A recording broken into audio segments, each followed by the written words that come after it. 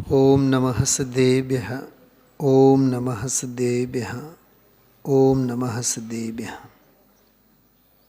सावधान। नमो अर्हन्ताणं नमो सिद्धाणं नमो आयर्याणं नमो वज्रायाणं नमो लोये सवसाहुणम्। सारा जगत फल भोगता नित पुण्य एवं पाप का सब त्याग समरस निरत जिनवर सफल जीवन आपका। संतप्त मानस शांत हो जिनके गुणों के गान में वे वंदनीय महान जिन विचरे हमारे ध्यान में। वे वंदनीय महान जिन विचरे हमारे ध्यान में। एक प्रश्न है, पापना उदय साथे जीवन गाळવું કે પુણ્યના ઉદય સાથે જીવન ગાળવું? બોલો, જવાબ આપો. હા, નથી ને કોઈ જવાબ? ગમે છે શું? જવાબ તો નથી આપણી પાસે, પણ ગમે છે શું? હા, સમજાય છે? દેવશાસ ગુરુ પાસે જ્યારે હોઈએ ત્યારે ગમે છે પુણ્ય સાથે જીવન ગાળવું, અને અહીંથી બહાર નીકળ્યા બાદ ગમે છે પાપ સાથે જીવન ગાળવું. ઘર પરિવાર, પરિગ્રહના પોટલા, સગા સંબંધી, સ્નેહી સ્વજન, દેહ ધર્મ, પહેરવું ઓઢવું, ખાવું પીવું, મોજ મસ્તી, હરવું ફરવું, શું છે? પુણ્ય અને પુણ્યના પરિણામ સાથેનું જીવન છે કે પાપ અને પાપના પરિણામ સાથેનું જીવન છે? હા, પ્રવચન સારની ભાષામાં પર્યાય મૂળ તે પર સમય, મોક્ષમાં પ્રકાશકની ભાષામાં પ્રાપ્ત પર્યાયમાં પ્રીતિ. અહો, મને તો આ વાતની ખબર જ નહોતી. હું તો પ્રાપ્ત પર્યાયમાં મોહિત થયો હતો, પણ આ પર્યાયની સ્થિતિ તો અલ્પકાળની છે. મોક્ષના પ્રકાશક. યસ, સમ્યક સન્મુખ જીવના લક્ષણમાં આ વાત લખી છે. હા, શું કીધું? શેમાં લખી છે? સમ્યક સન્મુખ. ચાર જીવો છે ને, ચાર જીવોની વાત છે એમાં. નિશ્ચયાભાસી, વ્યવહારાભાસી, હા, ઉભયાભાસી અને સમ્યક સન્મુખ. તો સમ્યક સન્મુખ જીવ જે છે ને, સત્પાત્ર જીવ કહેવાય. તેના સંદર્ભમાં એ વાત આવી. જો હું તમને મૂળ એનો આખો વાક્ય, આખો પ્રકરણ વાંચી સંભળાવું. તો સરસ 3, 4, 4, 5 લીટી છે.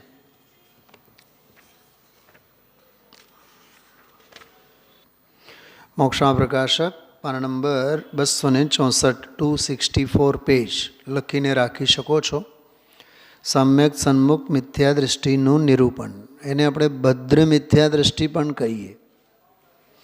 ઓલા બીજા બધા તો અભદ્ર મિથ્યા દૃષ્ટિ છે. નિશ્ચયાભાસી, વ્યવહારાભાસી અને ઉભયાભાસી, એ તો અભદ્ર મિથ્યા દૃષ્ટિ છે. ભદ્રતાનું ક્યાંય નામો નિશાન નથી. આ સમ્યક સન્મુખવાળો જીવ તો પાત્ર કહી શકીએ આપણે, સત્પાત્ર કહી શકીએ, અને ભદ્ર મિથ્યા દૃષ્ટિ કહીએ આને. તો એમાં લખ્યું છે, કોઈ મંદ કષાય આદિનું કારણ પામીને જ્ઞાનાવરણાદિ કર્મોનો ક્ષયોપશમ થયો, જ્ઞાન ઉઘડ્યો, તેથી તત્વ વિચાર કરવાની શક્તિ પ્રગટ થઈ.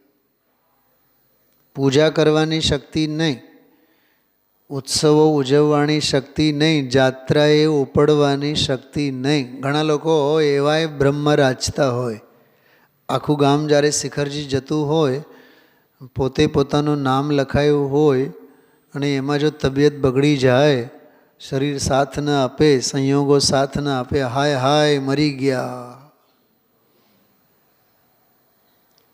કેવા આપણે હીન પુણ્યશાળી. પણ બેસીને એને સામાયિક કરવાનું નથી સૂઝતું. એને ક્ષેત્રનો વ્યામોહ એવો સતાવતો હોય કે બીજા બધા ગયા અને હું રહી ગયો. બોલો એ કેવા કાલાવાલા કરે પાપના ઉદયમાં. આર્ત ધ્યાન કરે, ધર્મ ધ્યાન માટે આર્ત ધ્યાન કરે. શું કીધું? ધર્મ ધ્યાન માટે આર્ત ધ્યાન કરે.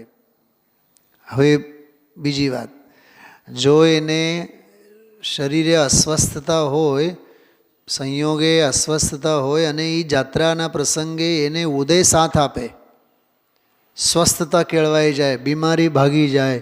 તમે જોઈ પુણ્યમાં એવો રાચે, જાત્રા તો રહી ગઈ એની જગ્યાએ, જઈને ત્યાં આરાધના તો રહી ગઈ એની જગ્યાએ, પણ એવા ગલગલીઓ થાય, હા, જાણે કે ચક્રવર્તીની સંપદા મળી. પણ એને ખબર જ નથી કે આત્મ તીર્થની જાત્રા ખરી જાત્રા છે. ઓલી તો રાગની માળા છે. કઈ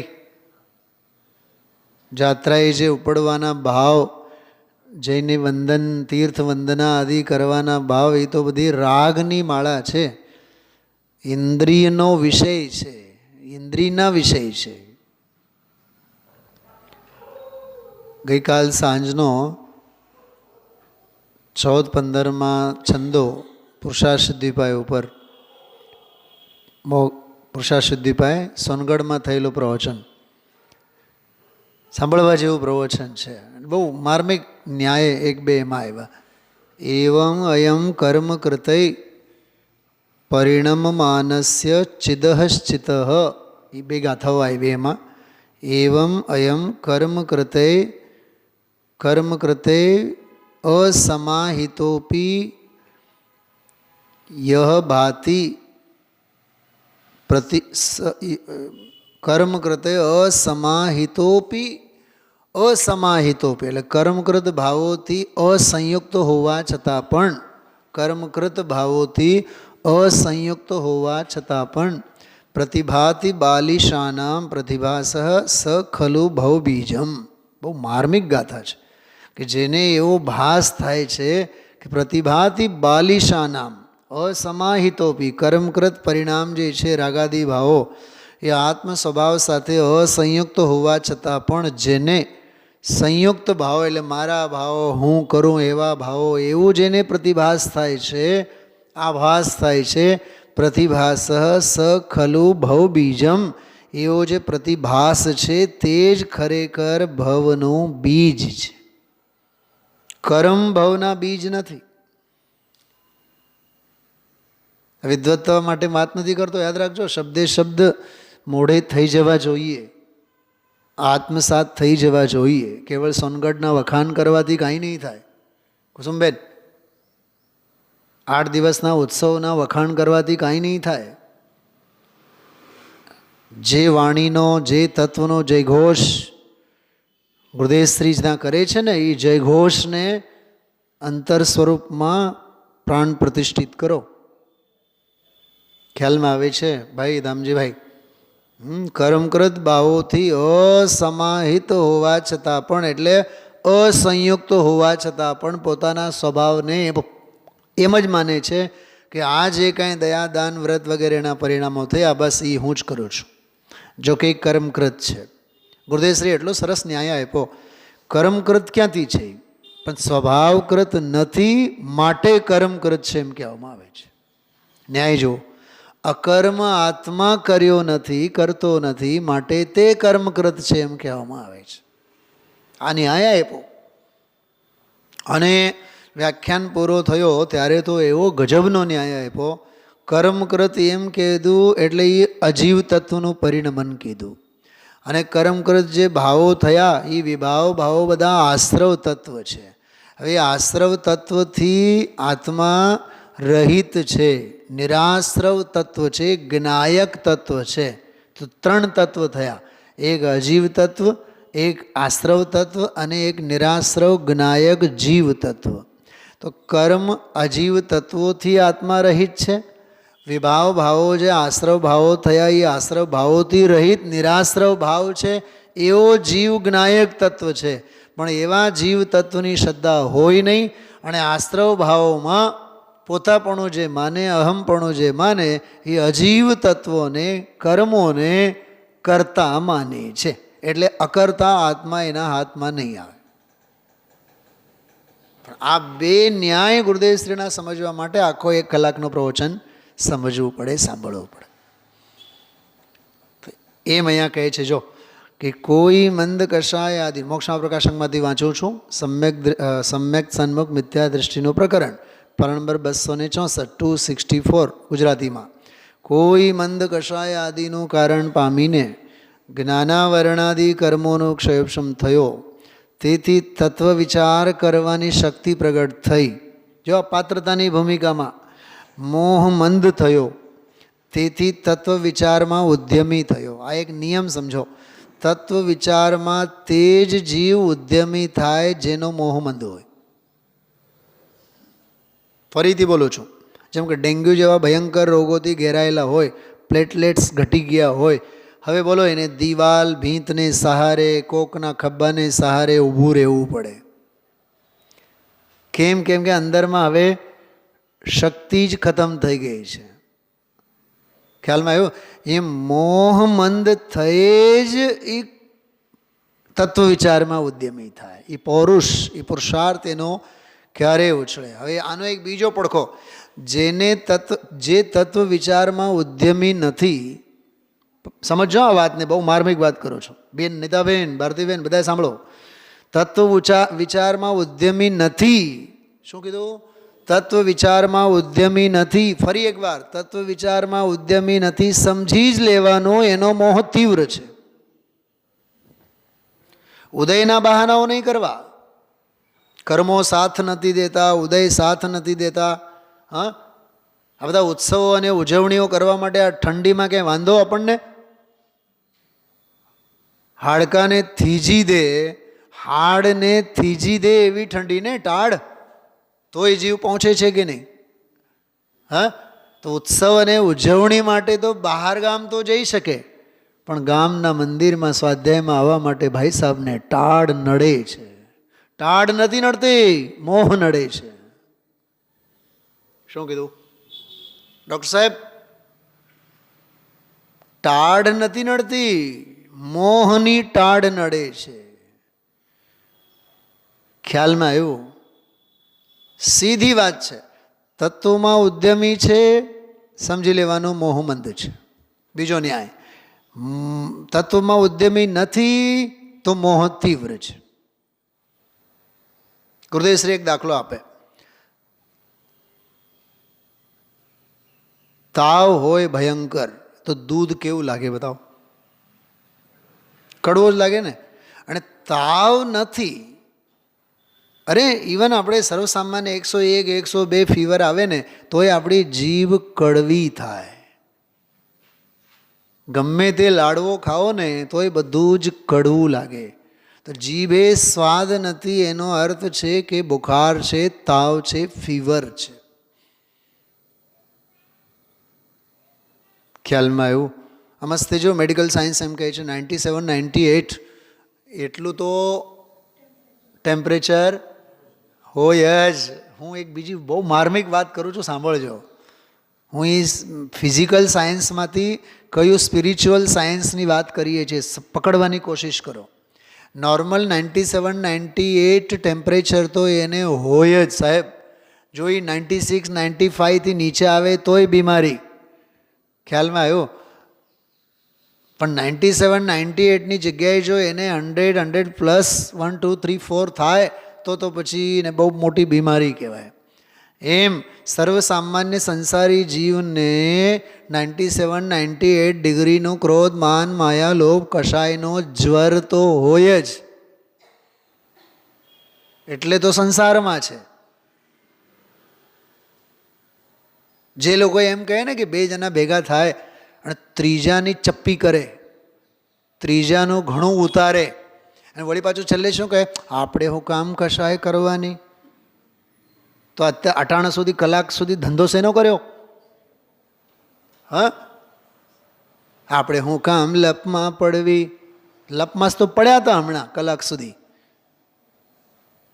તો નોર્મલી 97-98 ડિગ્રી જેમ બુખાર, તાવ, ફીવર હોય જ, શરીરનું તાપમાન છે, ટેમ્પરેચર છે, એમ સર્વસામાન્ય સંસારી જીવોને ક્રોધ, માન, માયાલોભ કશાયો તો એક લેવલમાં હોય જ. ન હોય, નિષ્કષાય હોય તો કેવળી સાધક મુનિમાં અને તારામાં પછી કાંઈ ફેર ન પડે. ઘણા લોકો એમ કહે છે મને તો ગુસ્સો કોઈ દી નહીં આવે.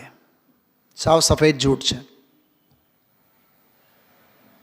મને તો જરીએ ક્યાંય લોભ ન હોય તો નિષ્પૃહ અનિહિત વૃત્તિવાળો સંયમી થયો. આવ્યો તો શબ્દ આજે આજના આખા પ્રવચનમાંનો એ એક શબ્દ યાદ રાખવા જેવું છે, અનિહિત વૃત્તિ. વૃત્તિ એટલે અભિપ્રાય, નિહિત એટલે નાખેલો. એટલે જેની વૃત્તિ, જેનો અભિપ્રાય, જેની શ્રદ્ધાનું વલણ જેમાં નથી એનું નામ અનિહિત વૃત્તિ. સમ્યક દૃષ્ટિ જ્ઞાની, એની નજર જ નથી. 96,000 રાણીઓ છે પણ ચક્રવર્તી અનિહિત વૃત્તિવાળા છે. ચક્રવર્તી કી સંપદા ઇન્દ્ર સરી કે ભોગ, કાગ વીટ સમગિનત હૈ સમ્યક દ્રષ્ટિ લોગ. વાય કેમ આમ? કેમ કે સમ્યક દ્રષ્ટિ જ્ઞાની અનિહિત વૃત્તિવાળા છે. સાંભળો છો બધાય? તમે લોકો લખ્યા જ રાખો છો કે સાંભળો છો? હા, પહેલાં સાંભળો. હા, કેમ ચક્રવર્તી સંપદામાં મોહિત નથી થતા? જો, અજ્ઞાની મોહ મોહિત, અજ્ઞાની કેવો મોહ મોહિત, અને સમ્યક દ્રષ્ટિ જ્ઞાની કેવો અનિહિત વૃત્તિવાળા. બે શબ્દો આવ્યા છેલ્લા 4 દિવસમાં. 2 દિવસ પહેલાં, 3 દિવસ પહેલાં આપણે શબ્દ સાંભળ્યું મોહ મોહિત. બહિરાત્મા અજ્ઞાની કેવો મોહ મોહિત. એ ઉપવાસે કરતો હોય, નિર્જળ ઉપવાસ એકટાણું કરતો હોય તોય એ 56 ભોગ ભોગવે છે. કેમ કે મોહ મોહિત છે. પારણા પછીનો પ્રેમ ધારણા ટાણે ઉછળે છે. મગનું પાણી એને ઉપવાસના દિવસે પણ દેખાય છે. નહીં સમજ્યા? તજનું પાણી પણ. હવે શુક્રવારે આપણે પારણો છે, આજે મંગળવાર, હજી બુધુ ગુરુ 2 દિવસ આપણે. તો શુક્રવારે જે પારણા ટાણે તજનું પાણી પીવાનો, એના વડે તો અત્યારે જ પોતાની તરસ છીપાવે છે. લાંઘણું છે, લાંઘણું. ખ્યાલમાં આવે છે? હા,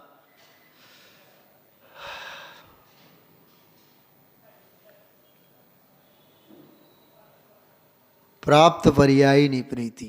હા, બહુ માર્મિક વાતો છે.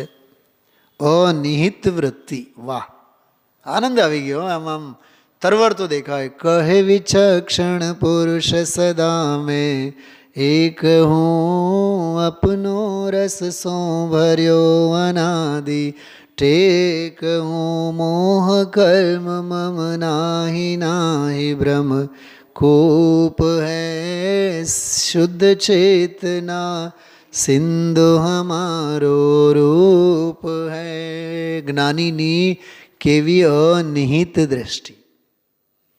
અને આપણને સોનગઢ પહોંચતા પહેલાં તો રૂમ મળશે કે નહીં, ખાવાનું મળશે કે નહીં, બોલો?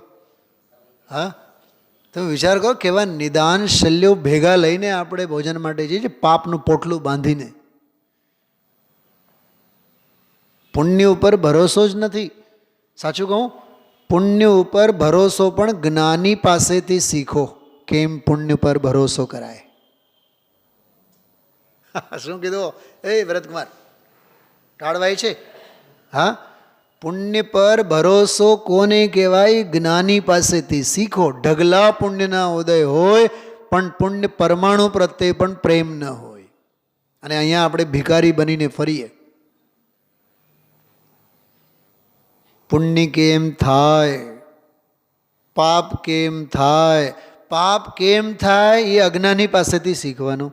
પુણ્ય કેમ થાય એ જ્ઞાની પાસેથી શીખવાનું.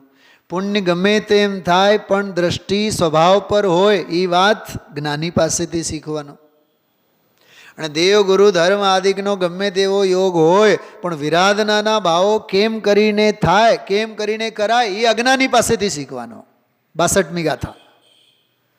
આજની કઈ ગાથા?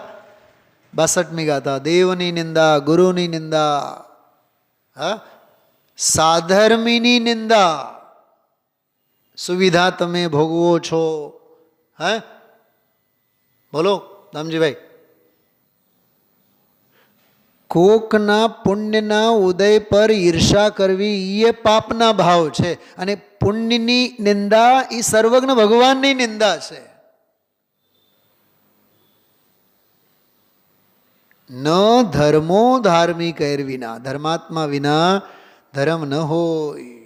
તો ધર્માત્માની અવગણના, ધર્માત્માની નિંદા એ 62મી ગાથાની ભાષામાં દેવની નિંદા, ગુરુની નિંદા, ધર્મની નિંદા.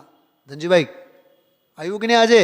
અને એ ધર્મની નિંદા કરનારો મિથ્યા દ્રષ્ટિ ભવમાં ભમે. ભવમાં ભમે એટલું જ નહીં, એને દેવ ગુરુ ધર્મનો યોગ નહીં મળે. કોઈ સાધર્મી જય જિનેન્દ્ર કરવા માટે નહીં મળે એને, કેમ કે એને ધર્મની નિંદા કરી છે, દેવની અવગણના કરી છે, દેવની આજ્ઞાને માની નથી, ગુરુની અવગણના કરી છે, ગુરુની આજ્ઞા માની નથી, ધર્મની અવગણના કરી છે, કેમ કે ધર્મની આજ્ઞા માની નથી.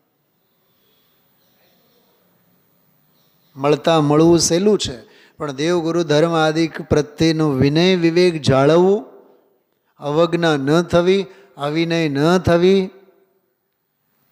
સાવચેતી મહાપુરુષાર્થથી થાય. આ સમ્યક દૃષ્ટિ, સમ્યક સન્મુખ જીવ જુઓ શું વિચારે છે કે બાહ્ય નિમિત્ત દેવગુરુ શાસ્ત્રાદિકનો થતા એ વડે સત્ય ઉપદેશનો લાભ મળ્યો. કેવા ઉપદેશનો લાભ મળ્યો?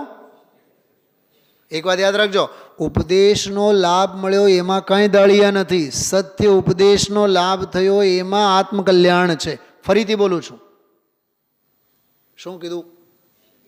ઉપદેશનો લાભ મળ્યો એમ નહીં, સત્ય ઉપદેશનો લાભ મળ્યો. ફરીથી બોલું છું, સાંભળજો બેન. શું સમજાણું? ઉપદેશનો લાભ મળ્યો એમાં કાંઈ દાળિયા વળવાના નથી, સત્ય ઉપદેશનો લાભ મળ્યો. હવે આગળની વાત સાંભળો. સત્ય ઉપદેશનો લાભ મળ્યો એટલે કે ઉપદેશ ઉપર દ્રષ્ટિ ન રહે, સ્વભાવ ઉપર દ્રષ્ટિ જાય એવો ઉપદેશનો લાભ મળ્યો. એનું નામ સત્ય ઉપદેશનો લાભ મળ્યો. શું શું શું કહીએ છીએ આ? હા, યાદ રાખે. સમજાણો શું કીધું? હા, યથાર્થ તત્વનો ઉપદેશ એટલે દ્રષ્ટિ ઉપદેશ પર પણ ન રહે, ઉપદેશક પણ પર ન રહે, ઉપદેશનો જે ઉપાદેયભૂત ભગવાન આત્મા છે એના ઉપર દ્રષ્ટિ જાય, એનું નામ સત્ય તત્વનો ઉપદેશ. હવે એ જીવ શું વિચારે છે? ત્યાં પોતાના પ્રયોજનભૂત મોક્ષ માર્ગના દેવગુરુ ધર્માદિકના, જો પ્રયોજનભૂત મોક્ષ માર્ગના દેવગુરુ ધર્માદિકના જીવાદિ તત્વોના સ્વપરના અને પોતાને અહિતકારી હિતકારી ભાવોના ઇત્યાદિના ઉપદેશથી સાવધાન થઈ. બે શબ્દો તરફ ધ્યાન આપજો. ઉપદેશ મળ્યો ને, યથાર્થ ઉપદેશ મળ્યો ને, મળ્યો. સાવધાન કેટલા થયા? થોડુંક રિવર્સમાં વાત કરીએ. સાવધાન નથી થયા એનો અર્થ ઉપદેશ મળ્યો જ નથી. શું કીધું? માં એમ કહે છે પોતાના બાળકને, હાલ તને હું રસ્તો પાર કરાવું, ધ્યાન રાખજે, બેઉ બાજુમાં નજર નાખીને પછી રસ્તો પાર કરવાનો. એમને એમ ઓચિંતાનું ભાગી નહીં જવાનું, બહુ ધીમી ચાલે નહીં ચાલવાનું. બેઉ તરફ વાહન આવતા હોય જોઈને જ પગ મૂકવાનો. બાળકે કે હા માં તું ઊભી રહેજે, હું રસ્તો પાર કરું મારી રીતે. હવે બાળક રસ્તો પાર કરવા જાય છે, એક તરફ તો નજર નાખે છે, બીજી તરફ નજર દોડાવતો નથી અને સામેથી ગાડી આવીને ઠોકે છે. બોલો, બાળકે માનો ઉપદેશ માન્યો? જો માન્યો હોત તો એક્સિડન્ટ ન થયો હોત. અને સુરક્ષિત રસ્તો પાર કરી જાય છે તો સમજી લેવાનું બાળક માનો ઉપદેશ માને છે. એમ સર્વજ્ઞ ભગવાનનો ઉપદેશ ક્યાંય રાગ નહીં, દ્વેષ નહીં, પુણ્યના ભાવ થાય પણ દૃષ્ટિ ત્યાં નહીં. ત્યાં તો અનિહિત દૃષ્ટિવાળા બની રહેવું. દૃષ્ટિ તો ધર્મ પર રાખવું. દૃષ્ટિ સાંભળો, હા, દૃષ્ટિ ધર્મ પર રાખવું. દૃષ્ટિ ધાર્મિકતા પર નહીં રાખવું. દૃષ્ટિ ધર્મની ક્રિયા પર નહીં રાખવું. દૃષ્ટિ તો વીતરાગ ધર્મ સ્વભાવ પર રાખવું. દૃષ્ટિ અરહંત પર નહીં રાખવું. દૃષ્ટિ તો સ્વભાવ પર રાખવું. એ જાતનો ઉપદેશ જે પાળતો નથી, માત્ર પુણ્ય ભાવમાં જ ખેંચાયેલો રહે છે. અમે યાત્રા કરી, અમે પૂજા કરી, ખરેખર માત્ર પુણ્ય કરનારો પુણ્ય નથી કરતો, પરંપરાએ પાપ જ કરે છે. કેમ કે પુણ્યના ફળમાં એને શું મળે? વૈભવ મળે. 60મી ગાથા. અને એ વૈભવથી એને શું મળે? પુણ્યથી વૈભવ મળે. વૈભવથી મદ થાય. મદથી મતિ ભ્રષ્ટ થાય. મતિ ભ્રષ્ટ થવાથી પાપ થાય. આચાર્ય કહે છે આવો પુણ્ય અમને ન હજો. અને પુણ્ય ના ઉદીએ, પૂરું પુણ્ય ના ઉદીએ, દેવગુરુ ધર્માદિકના ગમે તેટલા સંયોગો મળ્યા હોય તોય જ્ઞાની એમાંથી પસાર થતો હોવા છતાં પણ સ્પર્શ તો કોઈને નથી. પસાર બધેથી થાય પણ સ્પર્શ તો કોઈને નથી. શું કીધું? પસાર બધાયની વચ્ચેથી થાય. બધાયની વચ્ચેથી પસાર થાય એ એનો પર્યાયનો સત્ય છે. પણ સ્પર્શ તો કોઈને નથી. એ એનો અધ્યાત્મનો સત્ય છે, દૃષ્ટિનો સત્ય છે. એ દૃષ્ટિની કમાલ છે. શું સાહેબ? પસાર તો થવું પણ એને નહીં સ્પર્શવું. હમણાં તમે ટી શર્ટ પહેરીને આવ્યા, હાફ શર્ટ પહેરીને આવ્યા તો ઠંડીમાંથી જ પસાર થયા ને. પણ મારામાં તાકાત એવડી છે કે હું એ ટાળને હું સ્પર્શતો નથી, કે એ ટાળની અનુભૂતિ મને સ્પર્શતી નથી. કેમ કે હું તો અબદ્ધ અને અસ્પૃશ્ય. બે પાત્રો આવે મંદિરે, એકને 4 ચાદર ઓળે તોય ઠંડી લાગે અને બીજાને જરીએ નહીં લાગે. એકને સ્પર્શે છે, એકને સ્પર્શતો નથી. જો કે સંયોગે તો બેઉને સ્પર્શે છે. સંયોગે તો બેઉને ટાળ સ્પર્શે છે, પણ એક ફીલ કરે છે, બીજો ફીલ કરતો નથી. કેમ કે એક જે ફીલ કરતો નથી એ અંદરની ઉર્જાને બહાર વાપરે છે. એમ સમ્યક દૃષ્ટિ જ્ઞાની પુણ્યના ઉદયે હરક નહીં થવા રૂપ અંદરની જ્ઞાતા દ્રષ્ટારૂપ આત્મ ઉર્જાને વાપરે છે. માટે તેઓ જ્ઞાતા અને દ્રષ્ટા રહે છે. આ છે જીવન જીવવાની કળા.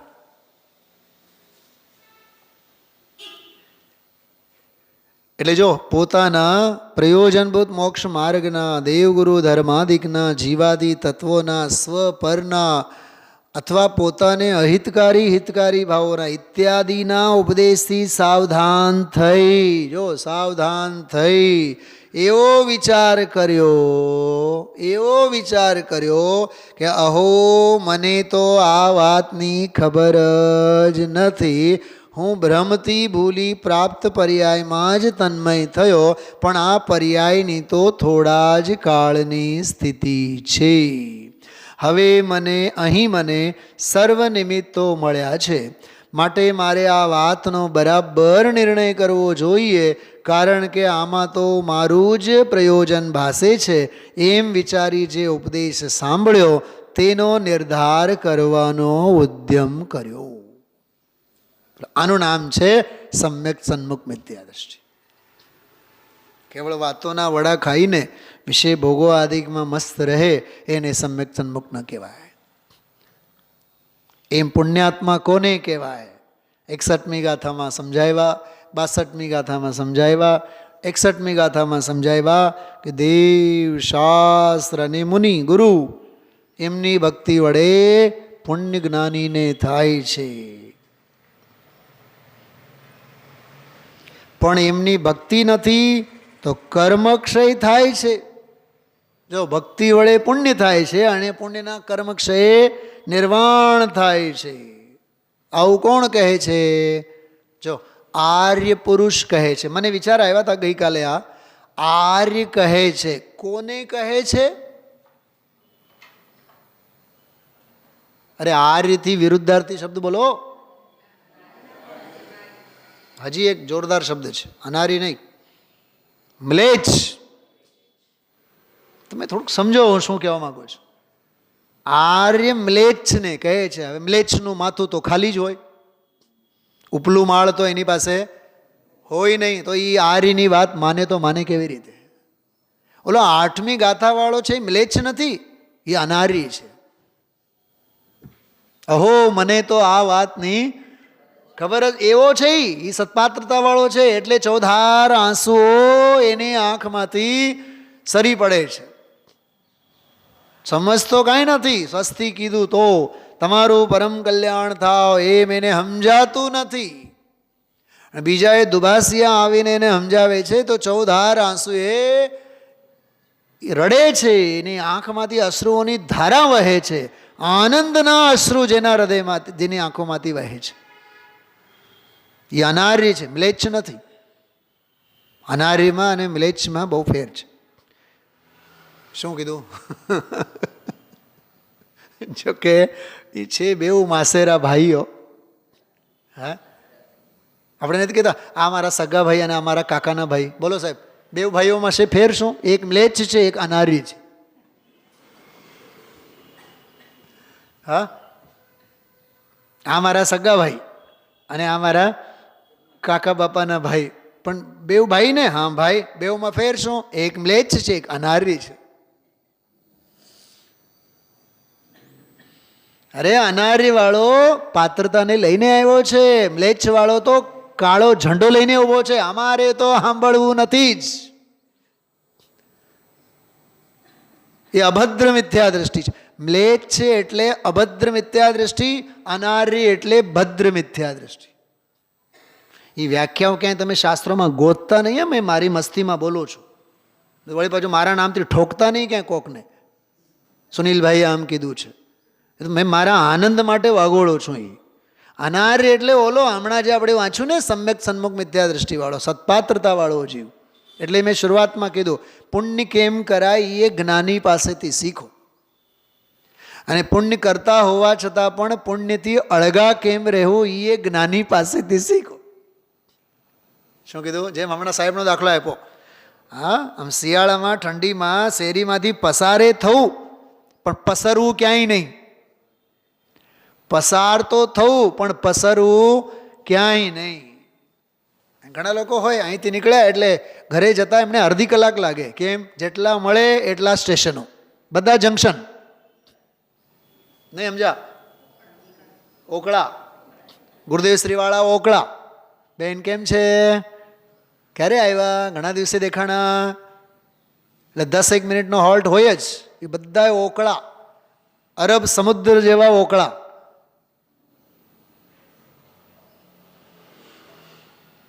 કેટલો ઉપયોગ ખર્ચાય છે વિચાર કરો. હા, સાચું કહો, તમે લોકો સોનગઢમાં જે જાઓ છો, આપણે જઈએ, બધાએ જતા હોય. સમિતિથી મંદિરે આવતા. મને તો મારા છોકરાઓ જ્યારે અમે ક્યારે જઈએ ને તો સમિતિથી મંદિરે જતા હોય કે મંદિરેથી સમિતિ જતા હોય ને, તો મારી નાની દીકરી, પપ્પા તમે મૌન વ્રત લો પહેલાં. પણ કાં?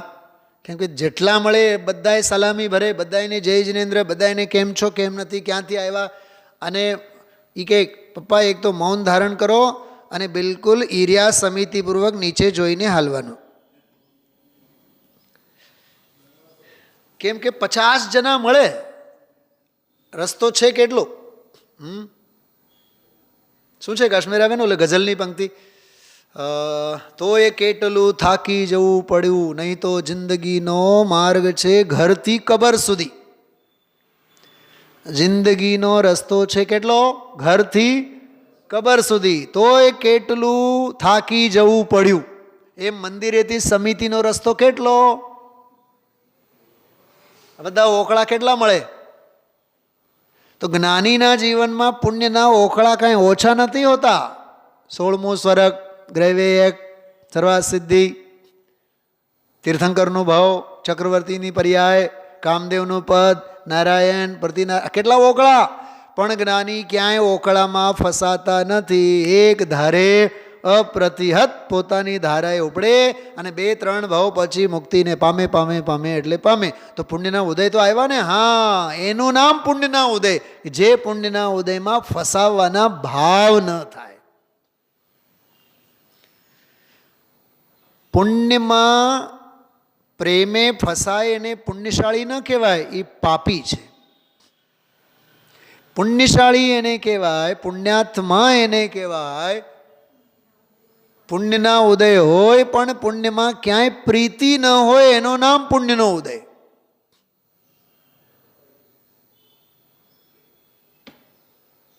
આ દ્રૌપદી મુર્મુ છે કે જે પણ મોટા બધા રાષ્ટ્રપતિ પદ ઉપર હોય, એ ઉંમર પ્રમાણે શરીર દુખતું ન હોય તો એને ઝંડારોહણ વખતે 2 કલાક સુધી આમ કરીને ઊભો રહેવું પડે ને, સલામી ભરે ને બધાએ. બોલો પાપનો ઉદય કે પુણ્યનો ઉદય? અબ્રાહમ લિંકન, અમેરિકાના યુએસના પ્રેસિડેન્ટ, સાવ ગરીબ ઘરમાંથી, ઝૂંપડપટ્ટીમાંથી મોટા થયા. આ સ્ટ્રીટ લાઇટોની નીચે બેસીને ભણ્યા ગણ્યા મોટા થયા. તો લિંકન જ્યારે પ્રેસિડેન્ટ બન્યા ને તો એ 1-2 કલાક સુધી ઊભા રહ્યા સેકન્ડ કરવા માટે. હાથ સોજી ગયો. બતાવો પાપનો ઉદય કે પુણ્યનો ઉદય? હું પૂછું છું આપને. એમણે આત્મકથામાં લખી છે. હું એમ સમજતો હતો કે પદ તો બહુ આનંદદાયી છે, મને તો સેકન્ડ કરીને હાથ સોજો તો મને ખબર પડી આ તો મહા દુઃખદાયી છે. જ્ઞાની સમજે છે ઉદયમાં આવેલો કોઈ પણ ઉદયમાં હું જો ગફલતમાં રહું તો એ મને મૂકે નહીં. એટલે પુણ્યના ઉદયમાં પવિત્રતાને બરકરાર રાખે એને પુણ્યશાળી કહેવાય, પુણ્યાત્મા કહેવાય. ખ્યાલમાં આવ્યું? તો આ 61મી ગાથા દેવ, શાસ્ત્ર અને મુનિરાજ એટલે ગુરુ. શાસ્ત્ર એટલે આ શાસ્ત્રની વાત નથી. શાસ્ત્ર એટલે જે તત્વની વ્યવસ્થા છે, શાસ્ત્ર એટલે જે વસ્તુ સ્વભાવ છે, શાસ્ત્ર એટલે આત્મા અને પરમાત્માની જે આજ્ઞા છે. ભક્તિ કરે તો પુણ્ય થાય એમના પ્રત્યે. કર્મક્ષય પુનઃ ભવતી, કર્મ ખવું પૂણું હોય અને કર્મક્ષય થયે નિર્વાણ થાય છે. અજ્જવ સંતિ ભણે, આવું આર્ય પુરુષો કહે છે. तो देवशास गुरु की भक्ति से मुख्यता से तो पुण्य बंध होता है, उससे परंपरा मोक्ष होता है, साक्षात मोक्ष नहीं. आना ऊपर पण जोर आपो. डॉक्टर दवा आपे કહે ઘણી વાર છે ને ઓલા એનેસ્થેસિયા વાળા દાંતનું ઓપરેશન કરે તો 1 ઇન્જેક્શન આપે, 2 આપે, વળી પાછું કે જો ભાઈ હવે આનાથી હાઈ પાવરવાળી તો છે જ નહીં, તમારે સહન તો કરવું જ પડશે, તો 3 ઇન્જેક્શન આપે. એનો અર્થ એમ થયો તો પહેલો જે 500 રૂપિયાનો ઇન્જેક્શન આપ્યો એ નકામો ગયો ને, બીજો વળી પાછો આપ્યો 2000 રૂપિયાનો, એ નકામો ગયો ને. પણ ઓલો કહે કે જો ભાઈ તમે આ 1 અને 2 ઇન્જેક્શનથી તમને ખમતું નથી, હું ગેરંટી નથી આપતો કે આનાથી આખું ખોટું થાય જ, કદાચ તમને હજી ફિલિંગ અંદરમાં કંઈક સેન્સિટિવિટી રહેશે. એમ એ કહે છે કે પરંપરા મોક્ષનું કારણ તો છે પણ સાક્ષાત મોક્ષનું કારણ તો નથી જ. એટલે 100% ગેરંટી નહીં. શું સમજાય છે? तो आ गाथा सम्यक्त पूर्वक जो देव गुरु शास्त्र की भक्ति करता है उसके मुख्य तो पुण्य ही होता है. बहुत सरस बात है. पुण्य ज होय छे, पापनो तो प्रश्न ज नहीं उठतो, केम के ज्ञानी ने तो सत्ता सहित पापनो नाश थयेलो होय और परंपराए मोक्ष होता है. जो सम्यक्त रहित मिथ्या दृष्टि हैं उनके भाव भक्ति तो नहीं है. वाह, आ बहु मार्मिक शब्द है. जो અજ્ઞાનીના જીવનમાં ભક્તિ દેખાય પણ ભાવ ભક્તિ ન હોય. બેન નેતાબેન, આ શબ્દને પકડજો, 3 વખત કહું છું. ભાવ પાહુડનો સ્વાધ્યાય જ્યારે કરીએ ને તો એમાં અષ્ટપાહુડમાં એક વાત આવે, મુનિરાજને ભાવ વિશુદ્ધિ હોવી જોઈએ.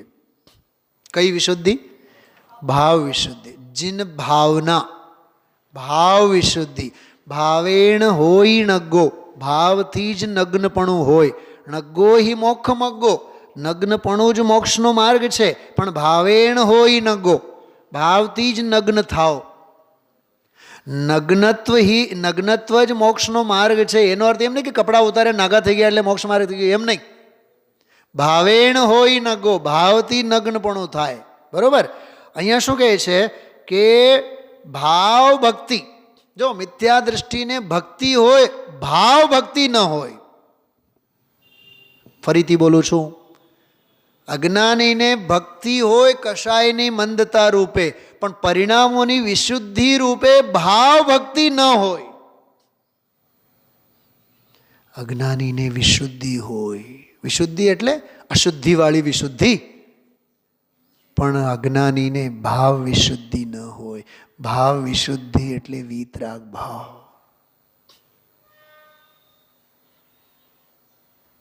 પાપ અશુદ્ધિ, પુણ્ય પણ અશુદ્ધિ. અશુભ અશુદ્ધિ, શુભ પણ અશુદ્ધિ. બેઉ ભાવ અશુદ્ધિ. અને બેઉથી રહિત ભાવ એ ભાવ વિશુદ્ધિ, એટલે ભાવ શુદ્ધિ. એનું નામ ભાવ ભક્તિ. તો જ્ઞાનીને ભાવ ભક્તિ હોય. એક હજી વાત કરો બેન, તમે જ્યાં રહેતા હો, અમદાવાદ ને? હા, મુંબઈ, બેંગ્લોર. અચ્છા, બેંગ્લોર. સમજો કે પંડિતજી ભાવ તો બહુ છે પણ પહોંચાતું નથી. તો સમજી લેવાનું, ભાવ તો બહુ છે પણ ભક્તિ નથી. ઘણા લોકો એવા સફેદ જૂઠ બોલતા હોય, એવા સફેદ જૂઠ બોલતા હોય, તમને મળવાનું તો કેટલા દિવસથી ભાવ થાય છે પણ આપણે મળાતું જ નથી. ખોટું જ બોલો છો સાવ. કેમ કે ભાવ હોય એ ભક્તિમાં કન્વર્ટ થયા વિના નહીં રહે. પોતાના દીકરા દીકરી સંતાનો પ્રત્યે એવું ખોટું ખોટું બોલીએ આપણે? મળવાના ભાવ છે સંતાનને તો મળી જ રહો ને.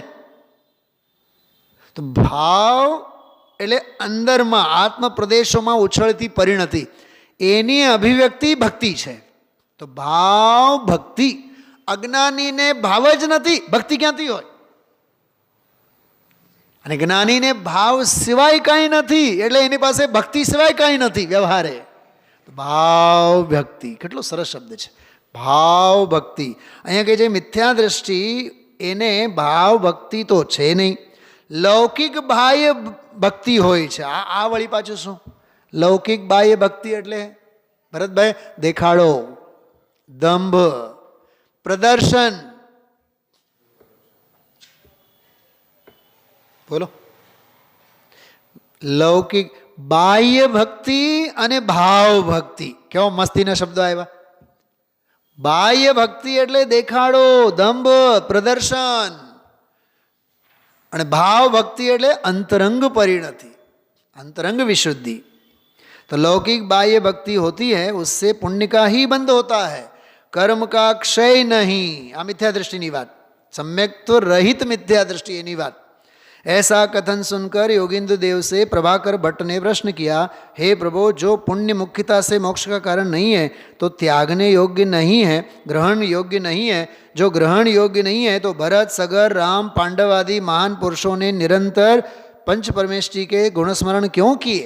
दान, दयादि, पूजादि शुभ क्रियाओं से पूर्ण होकर क्यों पुण्य का उपार्जन किया? गुरु ने उत्तर दिया, जैसे परदेश में स्थित कोई रामादिक पुरुष अपनी प्यारी सीता आदि स्त्री के पास से आए हुए किसी मनुष्य से बातें करता है, उसका सम्मान करता है, दान करता है, ये सब कारण अपनी प्रिया के हैं, कुछ उसके प्रसाद के कारण नहीं है. उसी तरह वे भरत, सगर, राम, पांडव आदि महान पुरुष वीतराग परमानंद रूप मोक्ष के लक्ष्मी के सुखामृत रस के प्यासे हुए संसार की स्थिति के छेदन के लिए विषय कषाय कर उत्पन्न आर्त रौद्र खोटे ध्यानों के नाश का कारण श्री पंच परमेष्ठी के गुणों का स्मरण करते हैं और दान पूजादि करते हैं, परंतु उनकी दृष्टि केवल निज परिणति पर है, पर वस्तु पर नहीं है। कितनी सरस बात। हाँ, पंच परमेष्ठी की भक्ति आदि शुभ क्रिया को परिणत हुए भरत आदि हैं, उनके बिना चाहे पुण्य प्रकृति का आश्रय होता है। जैसे किसान की दृष्टि अन्न पर है, दाखलो કેટલો સરસ આવ્યો છે। ખેડૂતનો ધ્યાન, ખેડૂતની દૃષ્ટિ તો અનાજ પર હોય છે, ઘાસફૂસ પર નહીં। किसान की दृष्टि अन्न पर है, तृण भूसादि पर नहीं। बिना चाहा पुण्य का बंध सहज में ही हो जाता है, वह उनको संसार में नहीं भटका सकता, वे तो शिवपुरी के पात्र हैं। तो सम्यक दृष्टि ना जीवन में अस्थान राग वंचनार्थम, पंचास्तिकाय में अस्थान राग वंचनार्थम अर्थात आर्त ध्यान अने रौद्र ध्यान परथी दृष्टि हटावीने स्वरूप अने स्वभावनी दृष्टि करवा माटे भक्ति भावना बधा अंतर्भक्ति भाव ज्ञानी ने पुण्य भाव होय छे। खरेखर तो बहुत टूंकी बात करूँ, पाप थी बचवा माटे ज्ञानी ने जे परलक्षी भावो थाय छे एनु नाम पुण्य भाव छे। पण ई चूकी तो गयो छे स्वरूप स्वभाव थी, पण एनी पासे बीजो कोई उपाय नथी, केम के स्वरूप में रही शकतो नथी, पाप में एने जवुं नथी, एटले एने देव गुरु धर्म आदिकनी भक्ति में रहेवानुं थाय छे। શું સમજાણું? રેલવે ઊભી રહી, પ્લેટફોર્મ ઉપર આપણે ઉતર્યા પાણીનો બોટલ લેવા માટે, તમને આમ 5 પાણીના શોપ્સ દેખાય છે, હા દુકાનો, કઈ દુકાનમાં જઈને ખરીદવાનું બતાવો?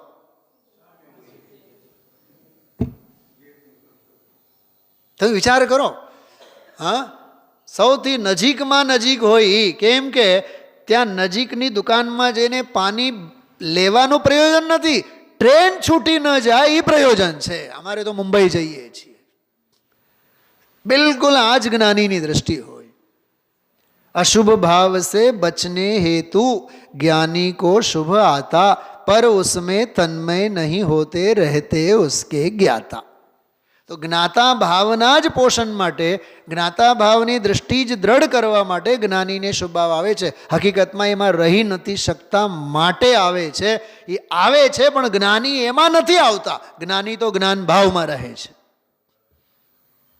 अने छतां एने ढगला पुण्य बंधाय छे। अने पछीनी गाथामां कहे छे देव गुरु अने धर्मनी विराधना करनारा पापी छे, 4 गतिमां भमे छे। सीधे सीधું ખબર આ ગાથા સાથે ઓલી ગાથાનો સંબંધ શું છે કે સ્વરૂપમાં રહી ન શકે અને દેવગુરુ ધર્માદિકની ભક્તિમાં જો ન રહે, પ્રશસ્તમાં ન રહે, અપ્રશસ્તમાં વયા જાય તો નિયમથી એને 4 ગતિ 84 લાખ યોનિઓનું બંધન છે। એમ આ 61 અને 62મી ગાથા વચ્ચેની સંધિ છે। વિચારજો। ઓમ નમઃ સિદ્ધિભે।